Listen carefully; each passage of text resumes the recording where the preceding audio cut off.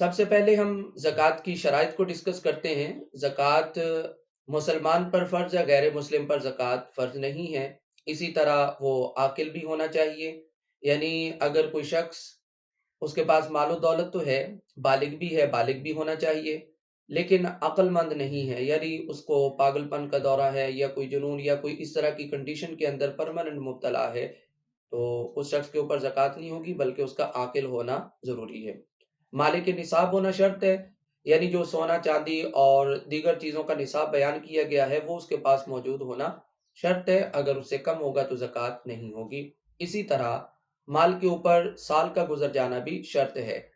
اگر کسی کے پاس کثیر مال و دولت ہو لیکن اس کے اوپر سال نہ گزرا ہو تو اس کے اوپر بھی زکوٰۃ جو ہے وہ فرض نہیں ہوگی۔ اسی طرح مال کے اوپر قبضہ ہونا بھی شرط ہے۔ اگر کسی شخص کے پاس مال و دولت تو ہے لیکن اس کا اپنے مال کے اوپر قبضہ نہیں ہے، تو جب تک قبضہ نہ ہو تو اس کی زکوٰۃ لازم نہیں ہوگی۔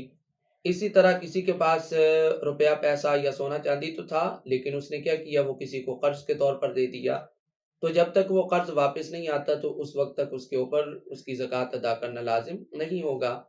یعنی یہ زکوٰۃ کی چند شرائط ہیں جن کا پایا جانا ضروری ہے کہ انسان مسلمان ہو، عاقل ہو، بالغ ہو، مالک نصاب ہو، سال کا گزر جانا، سال بھی گزر جائے اس کے اوپر، مال کے اوپر قبضہ بھی ہو، اس نے قرض بھی نہ دیا ہو، اور مال نامی بھی ہو، یعنی وہ بڑھنے والا مال ہو کہ جس کے اندر اضافہ ہوتا ہے کسی نہ کسی صورت کے اندر، کاروبار کی صورت کے اندر۔